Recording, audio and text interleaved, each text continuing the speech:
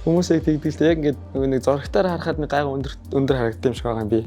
Тэгээ яг амьдрал дээр яг таарангууд өө чи ийм намх юм уу гэж хэлдэг хүмүүс жоохон тийштэй хэлэхэд явчихсан шүү дээ. Тэгээ хүмүүсээ яг хэлдэг нөгөө нэг тэр үгэн дээр бол ерэн жоохон гомддог.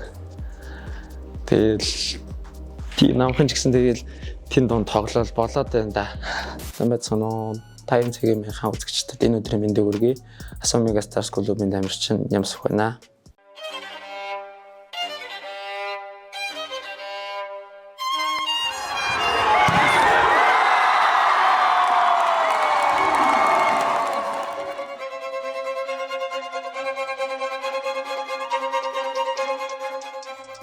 Арга усан сэтгэлийг бол одоо маш одоо 5 жил яг авраг аваагүй байж байгаа. Сая аврах мөч бол хамгийн одоо өсөн хүлээсэн тэр мэдрэмжүүдийн нэг байсан. Тэгээд үгээр хэлхийн аргагүй тийм мэдрэмж байсан. Тэр их хөлсөж хөдөлмөр одоо юу гэдэг өмнө жилийн лиг дуусаад шууд бэлтгэлдээ гарч хэлсэн 100 бас зүгээр суугаагүй бас тэрнийхээ одоо юу нэг хүч хөдөлмөрийн мэдл яг тэр үед нэг тэрний хэдхэн секундэд авсан аймаг байсан.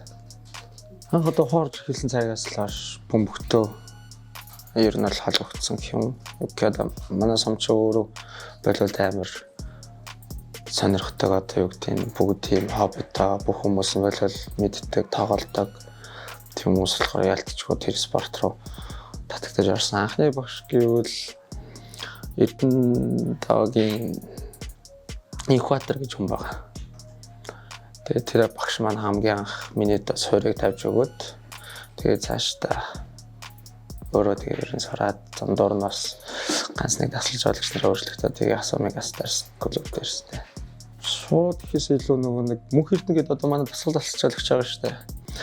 Тэр ах маань одоо хөвсгөлд яг нэг тэмцээнд орох гэж ирээд тэгээд би тэр багт байж таараад тэгээд тэр үед намайг хараад тэгээд солонгогч энд нэг юм хүүхэд байна энэ хүүхдийг авъя гэж ярьж тэгээд солонгогч тэр намайг ирж сонжоод тэгээд за чамааг аммаар байна гэд. Тэгээд гүйлийнхэнтэйгээ маань ярилцаад тэгээд намайг авсан. Тэгээд 17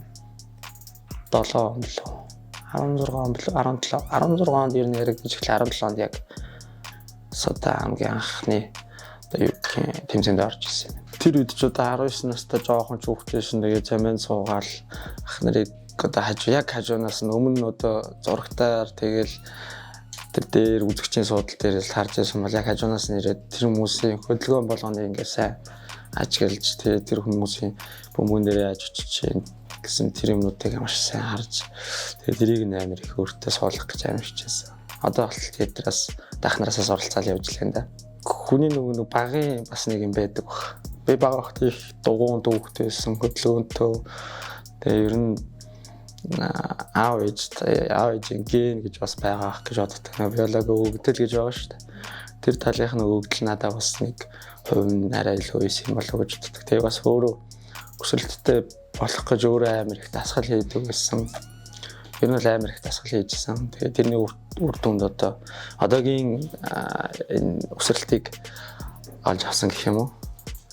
Тэгээд өмнө жил жоохон бэртэл байж байгаа жоохон өсөхгүй байсан нэг л хүмүүсээс айгүй их тийм асуултууд орж ирдэг л дээ бас.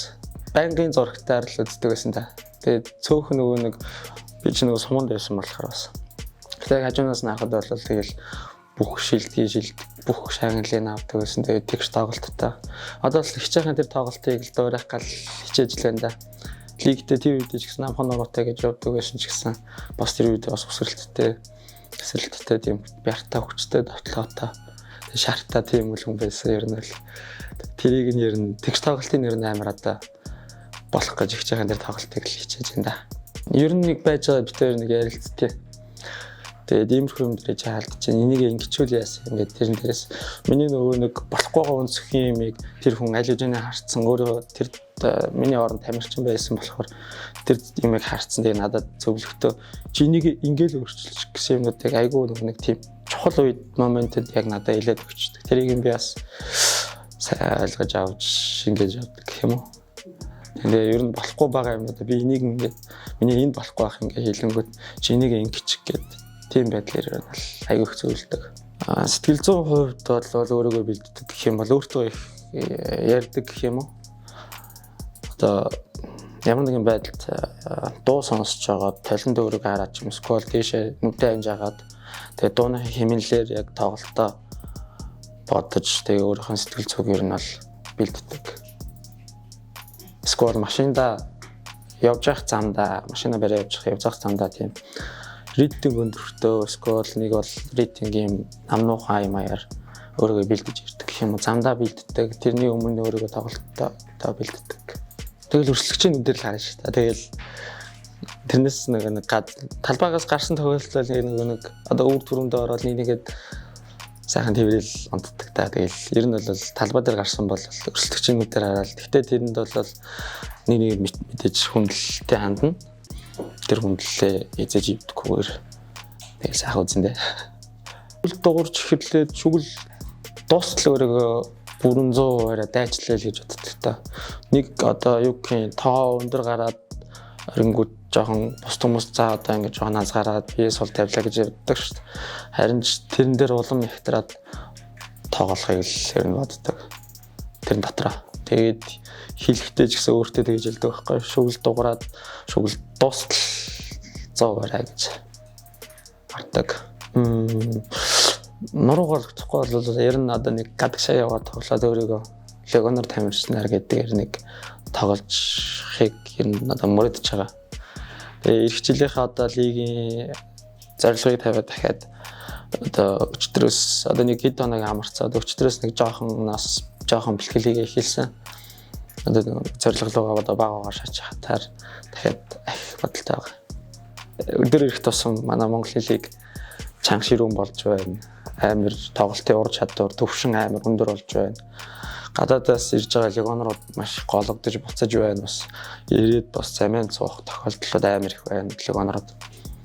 Тэр хэмжээгээр Монголын лиг ямар чанартай, ямар дээд төвшөнд ер нь очиж байгаа гэдгийг одоо харж байгаа гэх юм уу. Нэг юм бодоогүй дээ. Ер нь бол нэг нь авч илээдэг, нэг нь тэгэл карьерийнхаа нэг том шагнал аавн тэр бол нэр үндийн асуудал. Тэрэн дээр бол нэг юм бодоогүй тэгэл ард түмний MVP гэдэг л нэр авсан тэр нь надаа илүү том шагнал болсон гэж бодсон тэр үедээ. Одоо ч гэсэн тэгж бодож байгаа. Яг тэгвэл ард түмний MVP гэдэг үгийг чинь бүх хүмүүс тэгж хэлж байгаа болохоор тэр үг илүү үнцэнтэй санагдсан надад бол. Жилийн лигийн юу бол тэгэл аварга хамгаалах гэж л үзэндээ. Ер нь бол чадвал хичээгээд аварга хамгаалах тийм зорилгоо тавьсан байгаа одоо өөртөө бол та маш их баярлж явдаг шүү. Ард түмний MVP гэдэг энэ үндтэй цолыг надад өгсөнд маш их баярлалаа. Та бүхний хэтгэлэг алдахгүй л гэж хэлмээр байна да.